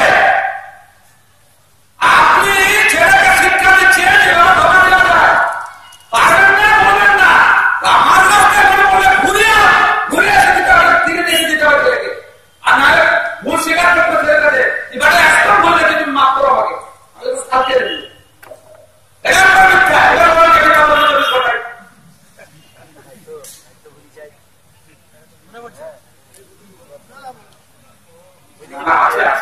আমি সে কথা বলছি না আপনাদেরকে বোঝানোর জন্য আমি বলছি যে আল্লাহ তাআলা বলছেন যে সত্য কথা বললে আল্লাহর প্রতি ঈমান আল্লাহকে ভয় এবং সর্বদা যে সত্যকে ভালোবাসে একমাত্র তার জন্য দুটো পুরস্কার আছে আমি সেই পুরস্কার কথা বলছি আমরা মিথ্যা কথা আজকে মিথ্যা কথা সরিয়ে ফেলছি আচ্ছা একটা শহর কে কে ব্যবসা করে হাত তোলেন এখানে ব্যবসায়ী কে কে আছেন তারা হাত তোলেন না অনেক কটা আছে ব্যবসা করতে গিয়ে কোনদিন মিথ্যা কথা বলেননি এমন ব্যাপারটা আছে নাকি করার মধ্যে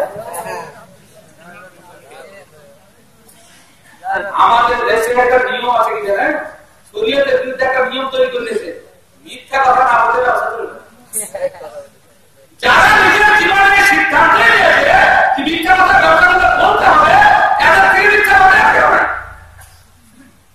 আমাদের দেশে শরীয়ত হয়ে গেছে একটা নিয়ম হয়ে গেছে মিথ্যা ব্যবসা করলে মিথ্যা কথা বলতে হবে বলা যেতে পারে নয় বলা যেতে পারে একটা হালকা হলো মিথ্যা কথা না বলে ব্যবসা চলবে না অথচ সত্যবাদী ব্যবসায়ী কত বদলে জানেন আল্লাহ তাআলা বলেন আত-তাজির আস-সাদুক আল-আমিন মা-সিদ্দিকিন ওয়াশ-শুহাদা ওয়ান-নাবিয়্যিন যে ব্যক্তি আমানতদার সত্যবাদী ব্যবসায়ী সে নবীদের সাথে থাকবে আবু বকরের সাথে থাকবে এই সমস্ত দিনের পরে শহীদ হয়েছেন তাদের সাথে থাকবে একটা ব্যবসায়িক মর্যাদা ছোট ছোট কথা তার জন্য আপনাকে সত্য কথা বলতে হবে আর সত্য কথা বলার বরকত আছে আল্লাহ সাল্লাল্লাহু আলাইহি ওয়াসাল্লাম বলেন সেই বুখারী হাদিস ওমান সাকা ইন সাদাকা ওয়া বায়ানা পুরোটা আল্লাহ কি বায়ানিমা ওয়া ইন কাদাবা ওয়া কাদাবা মুনাফিক বানাতে পারে ক্রেতা এবং বিক্রেতা ভাই সত্য কথা বলে কোন প্রকার দোষ ত্রুটি থাকে সেটি বর্ণনা করে দেয় ওদের ব্যবসাতে বরকত দেওয়া আর ক্রেতা এবং বিক্রেতা যদি উভয় মিথ্যা কথা বলে ওদের ব্যবসা বরকত শেষ করে দেয় হাজারো ঋণী জর্জরিত একটা ব্যবসায় শান্তি দেয় শুধু মিথ্যা কথা বলার জন্য ব্যবসার বরকত শেষ বলে কি হবে মহাজনের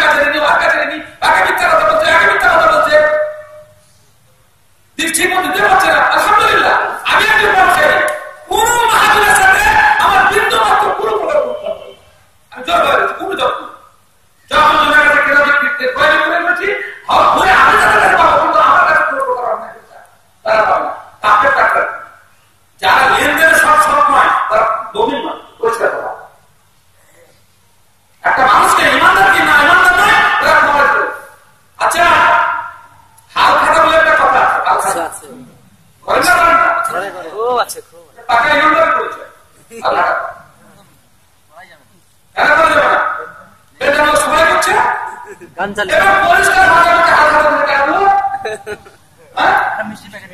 পুরো মুশরিকানা কথা। এবং হাত খাবার দিনের টাকা দিল বলে অনেকে বাকি রেখে দিয়েছে, মরবে মানবে তার কোনো গ্যারান্টি নাই। আর আমাদের দেশে ফ্যাশনটাকে বলবে জানাতে হাজির হয়েছে বলছে যা যা বাকি আছে বলবে দিয়ে দেবো, দিয়ে দেওয়ার ব্যবস্থা করা। আর আমাদের সুন্নাত কিছু বাকি আছে 70 যাবে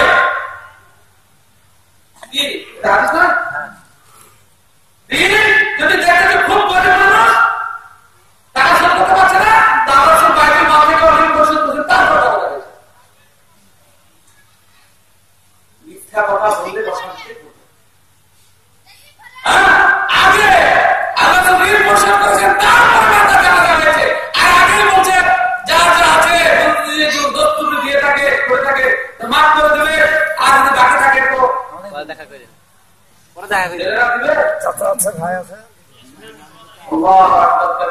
আমাদের সোসাইটিতে মিথ্যা বিদ্যুৎ লোকেদের একদম আটকে রাখা হয়েছে। আমরা একটা নিয়ম করে নিয়েছি, মিথ্যা কথা বললে চলবে না। মসজিদ তাও চলছে না, লোকে বাজারে মিথ্যা কথা বলে, এটা একটা সাধারণ ধারণা আছে মানুষের, যেখানে মিথ্যা কথা বলে। কিন্তু মসজিদ যে আগে মিথ্যা আশা করা গেছিল, কোথায় যাবো গল্পের জায়গা। আল্লাহ তাআলা সূরা তাওবাতে বলেছেন ইয়া আইয়ুহাল্লাযীনা আমানু তাকুল্লাহ ওয়া কুনু মা'আস সাদিকিন, আল্লাহকে ভয় করো আর যারা সত্য কথা বলে তাদের সাথে থাকো। তো মসজিদে নামাজ যে করা উচিত, এটা হচ্ছে সত্য নয়, কাজ করে থাকবে। আল্লাহ বলছে যারা সত্য কথা বলে তাদের সাথে কি করে তারা বলেন ওযু করছে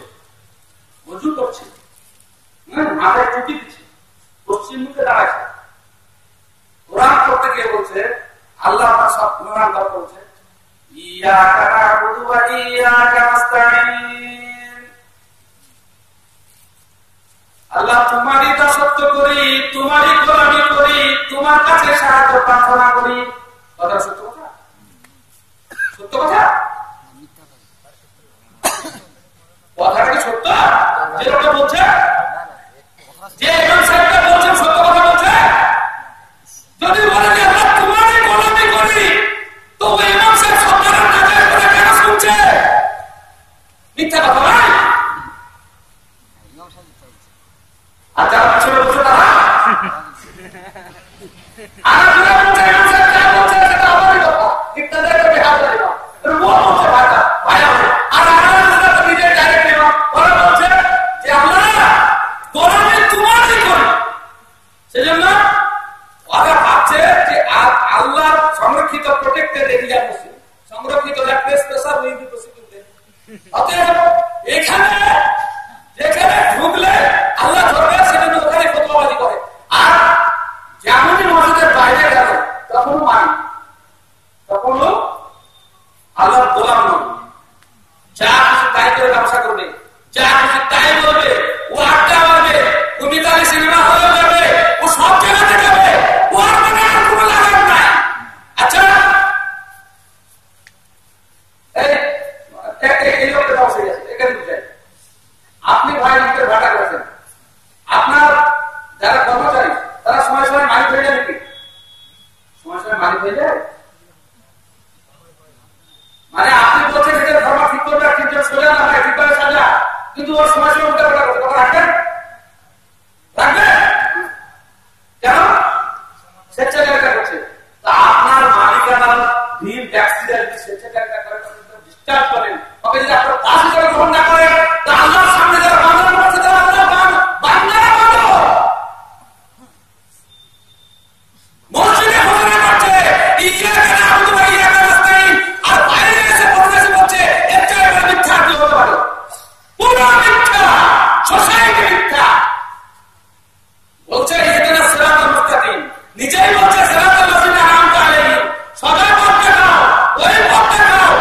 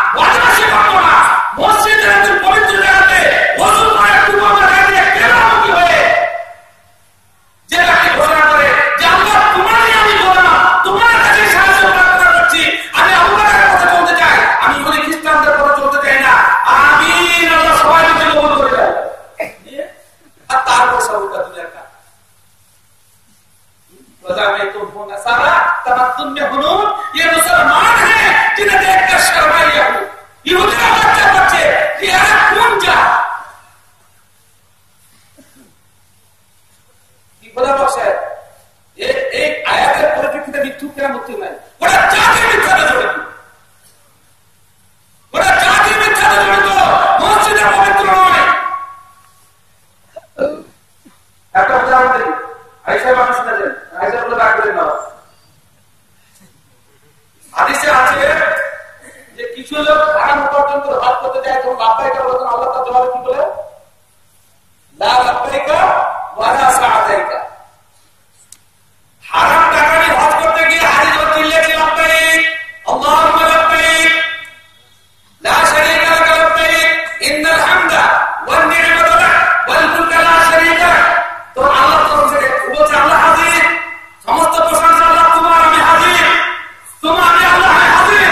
তো আল্লাহ উত্তর বলছে লা লাব্বাইকা ওয়ালা সাআদাইকা, তোমার উপস্থিতি আমার কাছে কাম্য নয়, তুমি এসেছো তো আমার কিছু যায় আসে না, আর তুমি সৌভাগ্যবান নয়, তুমি হজ করতে এসেছো না পালন করতে এসেছো, তুমি তোমার দরকার নাই।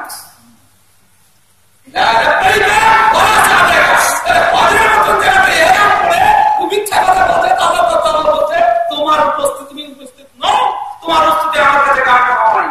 এই মসজিদের মুসল্লিদের জন্য যদি এরকম কিছু বলার আল্লাহ সাল্লাল্লাহু আলাইহি ওয়াসাল্লাম এই জন্যই বলেছেন, লা তাকরাবুস সালাতা, একটা আয়াতে নবী সাহেব লা তাকরাবুস সালাতা ওয়ান্তুম সুকারা হাত্তা তা'লামু মা তাকুলুন। তুমি কি বলছো, তুমি কি বলছো, এ ব্যাপারে তুমি নিশ্চিত হও, তারপর বলো আমার কাছে কথা। তুমি আল্লাহকে কি বলছো সে ব্যাপারে তুমি নিশ্চিত হও, তারপর আমার সাথে কথা বলো। আমি কি বলছি মসজিদে আমি কিছুই জানি না, আমি আল্লাহকে বলছি যে আল্লাহ তুমি আমার সোজা পথে চালাও। সে সোজা পথে আমার ব্যাখ্যাও দিচ্ছি যে আমি আবু বকরের পথে চলতে চাই, উমরের পথে চলতে চাই, উসমানের পথে চলতে চাই, আলীর পথে চলতে চাই। আর তারপরে আমার বক্তব্য, আমার মডেল, আমার অনুসরণের ব্যক্তিত্ব হচ্ছে দুনিয়ার শয়তানরা ইবলিস। আমি এরা বলছে আয়েশা খাদিজা বলে আল্লাহ তুমি করো। আয়েশা খাদিজার হাতে একখানি লম্বা হাত ছিল, আর মশারির কাপড়ের দামটা ছিল, যাতে কবরের চকচিকা করতে পারে। আর করোনা গেলার করবে যা মানুষের বিশ্বাসে উড়ে গেছে, তো আলোচনা দরকার। আর নামাজ পড়তে গেলে আমার মেয়েরাও বেশি নামাজ পড়ে, মেয়েরাও বেশি নামাজ পড়ে। এটা আসলে অবস্থা এত বড় ঘরে যদি এত বড় সব মিথ্যা মানে এক একটা কাণ্ড হয়, তোদের পেট থেকে বাচ্চা হবে সত্যের কোটা। কি বলছে ফরমাটা যদি মিথ্যা হয় তো সত্য নিতে হবে নাকি?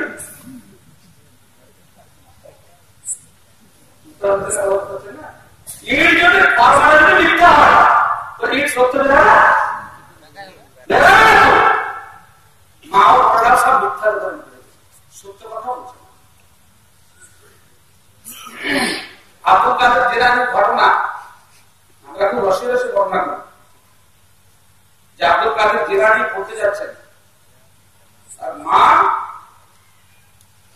রাস্তায় ডাকাতি হয়ে যাবে, তখন তো ট্রেন বাস ছিল না, সেজন্য পায়জামার ভিতরে একটা পকেট করে টাকাটা ভরে সিলাই করে দিলেন, যেন প্রতিটি বেরিয়ে পড়ে এবং নসিহত করছেন যতই বিপদ ও মিথ্যা করা হবে।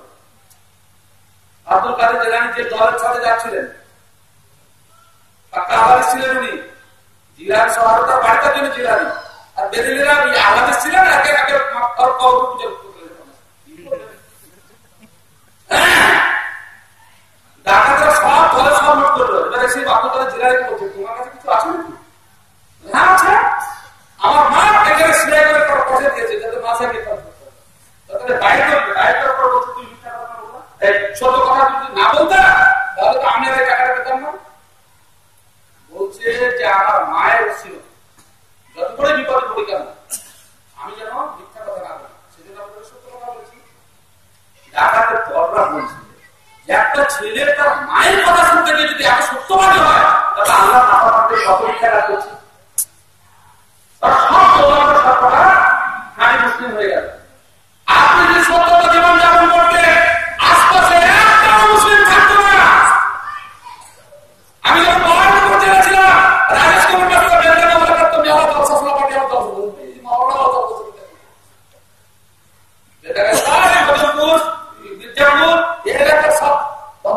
মারামারি করে একদল আছে, আমি গেছি তাদের খুশি করতে সাথে বলতেছি আমি তো মানে বিচার দিন জুমাতে কথা শোনা তারপর তো আমাকে সেরে বলে দিল কিন্তু এখানে তো ভাগ করে দিবে।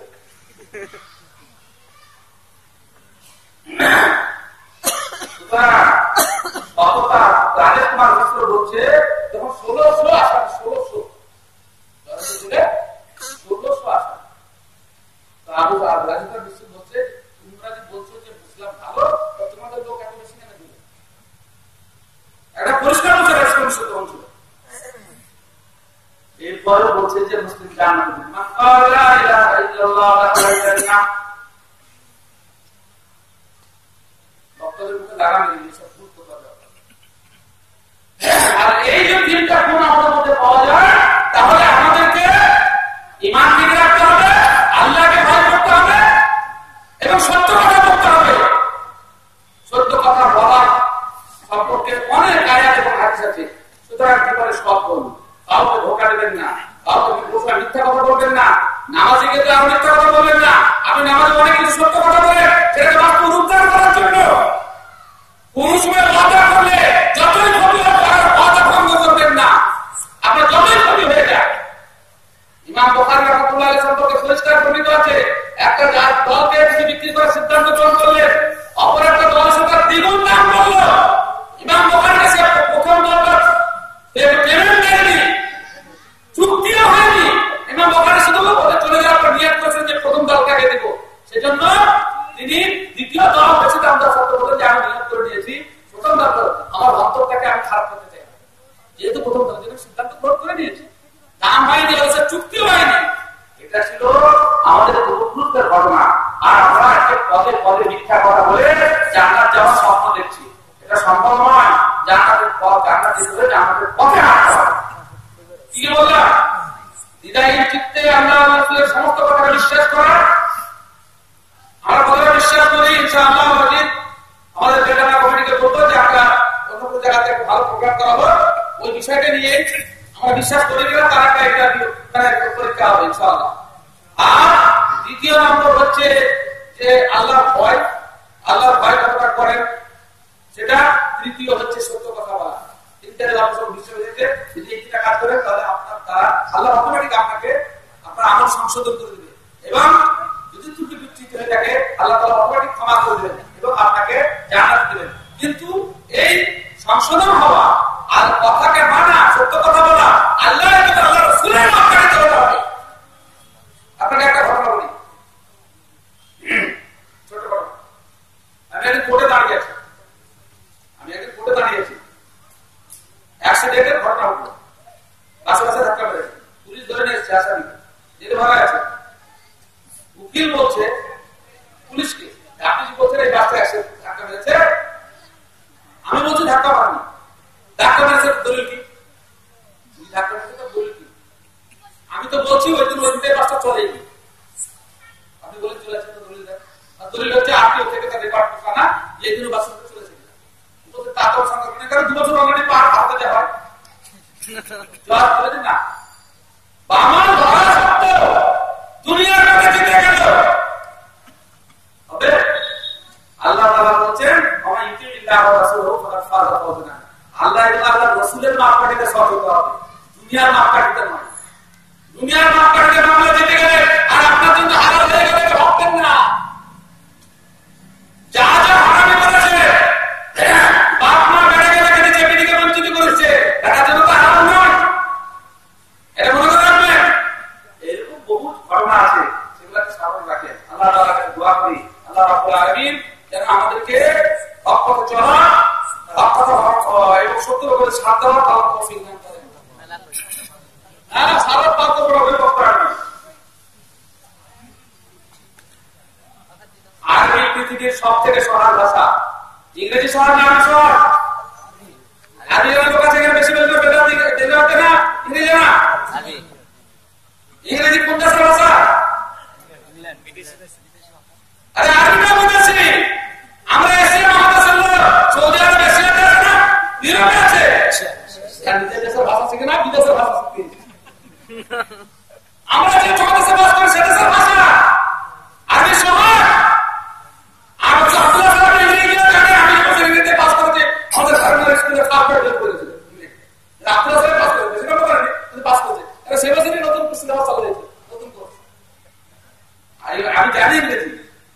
ইংরেজি আগে থেকে অনেক বেশি সহজ, অনেক বেশি সহজ। আমি কাজটা করতে পারি ইনশাআল্লাহ, যদি আমি সবকিছু বন্ধ করে 2 মাস কাজ করি ঘরে ঘরে লিখতে পারবো, কোনো সমস্যা নেই, লিখতে পারবো, এখনো লিখতে পারবো, কোনো অসুবিধা নেই, ঝড়ে পারবো না, চিন্তা করে লিখতে পারবো, এর দরকার নাই। আমি অফিসের মধ্যে গেছি, ইংরেজি অত্যন্ত সহজ, আর আমি অত্যন্ত সহজ ইংরেজির তুলনায়। তারপরে আমার নারী ক্লাস আছে, কোরআন ভাষা সহজ হবে না। একটা 3 বছরের 6 বছরের ছেলে ঘোড়া কোরআন মুখস্থ করে নিচ্ছে, ইংরেজি জানতে হবে একটা সাইড মুখস্থটা কতটা বই সহজ না পারে তো বড় না।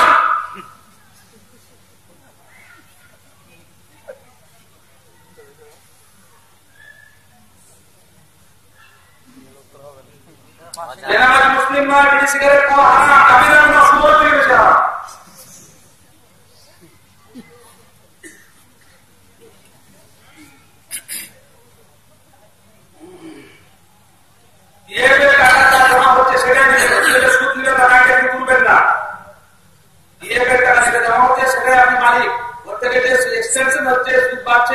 সেটা কোনদিন ব্যাংক থেকে তুলবেন না, যদি তুলবেন সত্তর হয়ে গেল তারপর ছেড়ে দেওয়া টাকা। মাটিটা পরিপূর্ণ হয়ে গেলে অর্থাৎ একবার শ্রম চলে গেলে আর মাটি দিবেন না, লাভও জমা থাকলেও। যেমন মাটিটা কমপ্লিট হয়ে গেল চলে যাবে, যারা জানলে সবাই দেখে পাবেন, যারা উপস্থিত থাকবেন, যারা পালিয়ে গেলে আগে তারা পাবে না।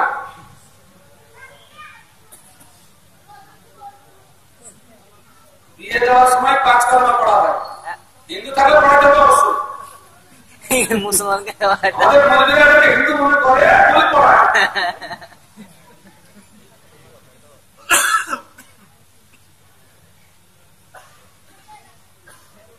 এই কথা জিজ্ঞাসা করে যে জলসা গালা করা যাবে না, আপনি মেলা হয়েছিল উঠে দিয়েছেন। হ্যাঁ, মাদ্রাসা জলসা করা যাবে পাবলিক খেতে যাবে। ও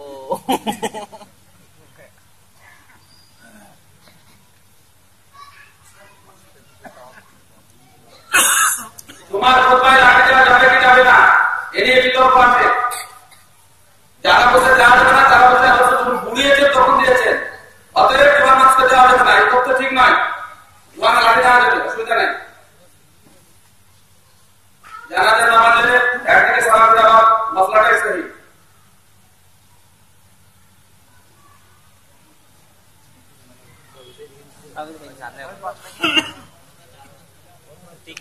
মসজিদ তৈরি হয়ে গেলে সেখানে নামাজ পড়বো, যারা হারাম কাজে মসজিদ করে তারা গুনাহ করো, অত খোঁজার দরকার নাই। আল্লাহ দুনিয়া সবাই মসজিদ, যদি ওই তথ্য ধরা যায় যে হারাম কাজে মসজিদ হয়েছে তো নামাজ হবে কিনা, তাহলে আমরা যে মাঠে ঘাটে ট্রেনের পাশে নামাজ পড়ি, সুদের টাকায় জমি কিনা আছে, নামাজ পড়বো কোথায়?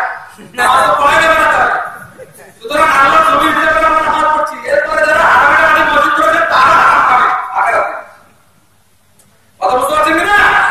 হ্যাঁ, তাহলে জমি মাঠে যাবেন নামাজের সময় গেল, নামাজ পড়ছি, জমিটা সুদের টাকায় কিনা, কি কথা বলবেন বিষয়? আল্লাহ জমিন সব পাক, এবার হারাম টাকা লাগলে গুনাহগার হবে, আমার কি? হ্যাঁ,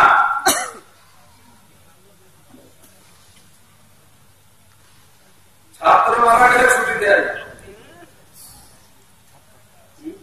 না, ছাত্র মজা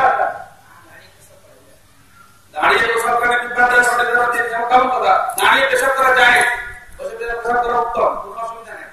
তবে দাঁড়িয়ে পেশাব করার সময় লক্ষ্য রাখতে হবে যেন কোনো প্রকার ছিটা না লাগে। আর দাঁড়িয়ে পেশাব করার সময় চারদিকের লোক কিন্তু সব কিছু দেখতে থাকে, আপনিতে হারা কোন জায়গায় যেতে হবে। আজকাল যে সমস্ত করছে পাহাড়পুর বাস স্ট্যান্ডে দেখে কি মজা লাগছে, বিনা পয়সা দেখো সিনেমা,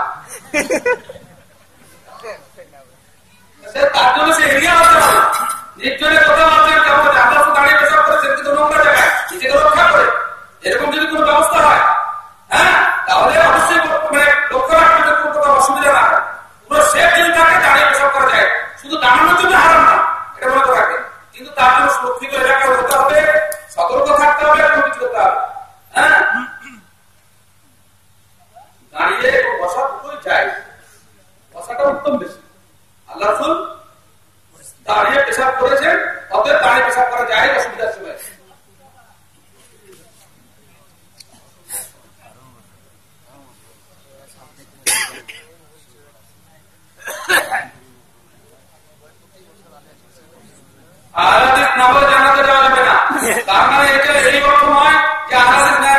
মুসলিম দাবি করছে এরকম সে কোনটা বেনামাজির আদেশ দাবি করছে, ওটা নয়। কোরআন এবং সহিহ সুন্নাহর অনুসারে সে একমাত্র আদেশ। আদেশ গ্রামে জন্মগ্রহণ করলে আদেশ হয়ে যায় না।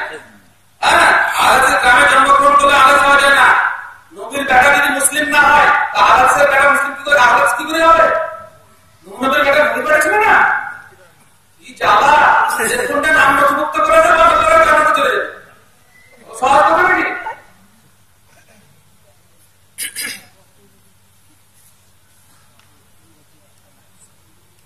মৃত ব্যক্তির বাড়িতে মিলাদ না করে মন্দিরে করে দিল, মসজিদের রুটি বন্ধ করার জন্য দাবি রেখেছে। মৃত ব্যক্তির নামে নিয়ে মিলাদ করা, নতুন বাড়ি করে মিলাদ করা, সব বিদাত। এসব মসজিদের খানাওয়ালা ধান্দা। বেশিরভাগ জায়গাতে দেখা যায় কোরআন পড়ে গেলে মনে চায় করছে কোরআন মেপে চাও দাও, কি জ্বালা। আচ্ছা আপনারা কি বলবেন? মনে উদ্দেশ্য তো খারাপ। যত মন্দির বাড়ি করেছে কেউ যদি ওয়াজ করে থাকে আমাদের রেকর্ড বলো, এরপরে পাখিদের বুদ্ধি হয় না। ওয়াজ করা যদি শরীয়ত হতো তাহলে মন্দিরা করতো। যেমন নামাজ পড়া শরীয়ত, মন্দিরা নামাজ পড়ে। ওয়াজ নতুন বাড়িতে যদি ওয়াজ করা শরীয়ত হতো মন্দিরা তো বাড়ি করছে ওয়াজ করতো। আপনি এখন সস্তায় গাড়ি করতে দেখতে পারেন, দেখেও শিখতে।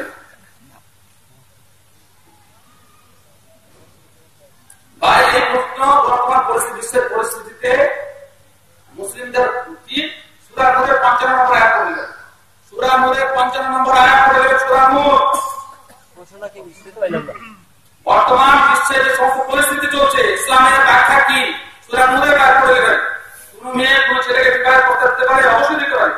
আল্লাহ তাআলা সামনে সরাসরি এসে দিয়েছে। কিন্তু হ্যাঁ, তোমাকে ভালোবাসি বলে এইসব চলবে না।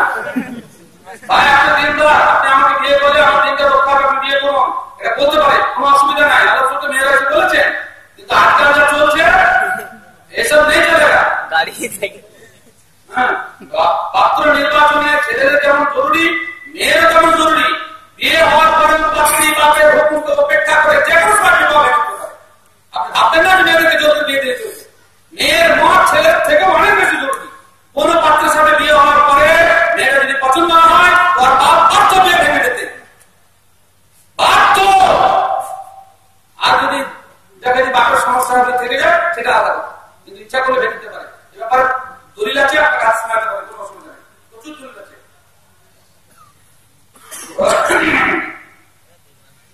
এটা লম্বা ফতোয়া আছে, এটা আরেকটা দিব। আমিরা সরকার কি জানাটা আমিরের আদত, এটা কাকে বলে? আমাদের দেশে সরকার আছে আমির না।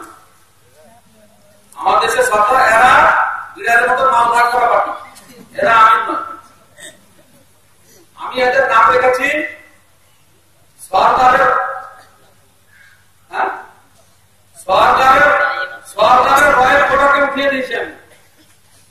হ্যাঁ, সরকারের ভয়ের ফোটাকে দিয়ে আর দোয়াটাকে ভয়ের সাথে বদল করে কিভাবে? এরা সবকে রাজি করেছে। আর যদি তাহলে সবাই দিতেন কিভাবে, মানে যারা মরা বরণ করে, মরার সময় মাথা করে করে মাথা খাটা খাবে, সব মানে মৃত্যু। না এখান থেকে আমি শেষ করছি। আল্লাহ তাআলাকে দোয়া করি, আল্লাহ তাআলা আমাদের সকলকে হকটা শোনার দুশমনে জামালটা তৌফিক করেন। ভাই সত্তা হবেন না, সরকার কেউ হবেন না, সরকার কেউ হবেন না, পরিষ্কার কথা বলছি। আগাতে পারবেন না। যারা আপনার সমাজে যত বেনামাজি আছে, আপনি যত নেতা সেজি আছে, নামাজ আপনার চলতে পারবেন না, আপনি আগাতে পারবেন না। যত মেয়ে পর্দা করেনি, তাদের উপরে সমাজ আছে, আপনার পক্ষে নেই। পরিষ্কার কথা, সরকার খবরদার হবেন না। যদি আপনি সমাজকে গাইড না চলতে পারেন, আপনি তিনজনের সরকার হন, ভালো কাজ করে সবাই সরকার হয় না। খবরদার, যদি সমাজকে ইসলামের পথে পরিচালিত না করতে পারে সরকার হবেন না। সভাপতি হবে কিন্তু সরকার হবে না। সভাপতি আর আমিরের মধ্যে পার্থক্য জানেন? সভাপতি হচ্ছে জনগণের ভোটে, অধিকাংশের ভোটে তিনি নির্বাচিত হয়েছে, এটা গণতান্ত্রিক কথা। আর আমির বা সরকারের পক্ষ হচ্ছে তিনি কোরআন এবং শরীয়ত মোতাবেক চালাবেন, ওটা আমার বিরুদ্ধে, কিন্তু উনি যাতে দলীয় পাশাপাশি আর সভাপতি ভোটে দিতেছে 10 সেকেন্ডে কথা শুনতে